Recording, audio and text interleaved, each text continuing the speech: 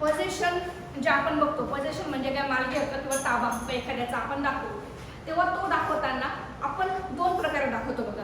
एक ॲपॉस्ट्रॉफी एसने आणि दुसरा जो असतो तो ऑफ लावून दाखवतो. म्हणजे बघा, तुम्हाला पोझेशन दाखवायचे तर आपण आता ॲपॉस्ट्रॉफी देऊन पोझेशन दाखवतो. तर आता हा जो ॲपॉस्ट्रॉफी देऊन जो पोझेशन दाखवलेला आहे, तो जो मालकी हक्क दाखवलेला आहे, तो कशासाठी आपण वापरतो, मेन म्हणजे सजीव व्यक्तींसाठी.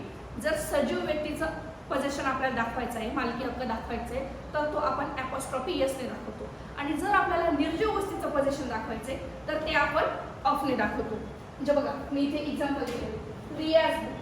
कोणाची बुक ही, रियाजची बुक आहे, रियाज बुक. मग ते आपण ॲपॉस्ट्रॉफी एसने दाखवलेले.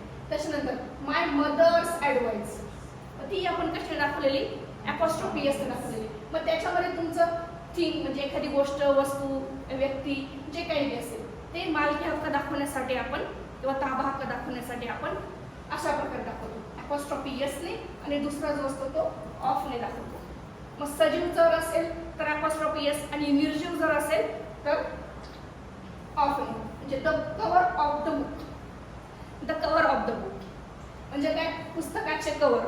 पुस्तक काय, निर्जीव. त्याच्यानंतर the roof of house. Roof of house म्हणजे काय, घराचे छप्पर, जे छत असतात ते. रूफ ऑफ हाऊस म्हणजे घराचे छप्पर. मग घर निर्जीव आलं, छतपणा काय आलं, निर्जीव आलं. हे बघा example, the temple stock is golden at Amritsar. आता अमृतसरचं जे मंदिर आहे त्या मंदिराचा जो कळस आहे तो सोनेरी बघा, गोल्डन आहे. पण अमृतसरचं जे टेम्पल आहे ते टेम्पल काय, निर्जीव आहे. आणि टेम्पलचा कळस काय असणार आहे, निर्जीवच असणार आहे. मग ते टेम्पल्स ॲपॉस्ट्रॉफी एस ते लागणार, त्याला काय लागणार आहे, of. Top of the temple is golden at Amritsar, असं ते वाक्य असलं पाहिजे.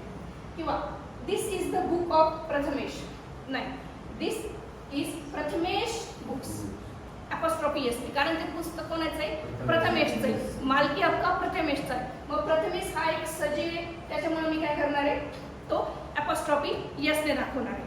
तसंच त्याच्यावर बघा, राज्यसेवा 2022ला प्रश्न आलेला हा. राज्यसेवा 2022ला त्याच्यावर प्रश्न आलेला आहे तुम्हाला. The tables leg is broken. आता टेबल काय, निर्जीव आहे.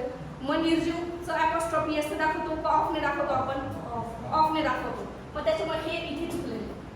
त्याच्यानंतर बघा, they had a 2 hour talk, म्हणजे त्यांनी 2 तास चर्चा केली, घटना घडून गेली. आणि हे वाक्य बरोबर दिले. He was absent for last 2 days. आता मला सांगा, मी तुम्हाला एक टॉपिक शिकवला होता बघा, जर क्रिया कंटिन्यू चालू असते तर तिथे आपण काय लिहितो, हॅज बीन, हॅड बीन. हां, मग आता ही मागच्या 2 दिवसापासून ही क्रिया कंटिन्यू चालू आहे, मग तिथे वॉज पाहिजे होता का हॅड बीन पाहिजे होता, हॅड बीन पाहिजे होता. हे वाक्य चुकलेलं आहे. मग काय होतं त्याचं उत्तर, ओनली बी. 4 नंबर हे त्याचं उत्तर आयोगाने दिलेले आणि ते आन्सर बरोबर आहे.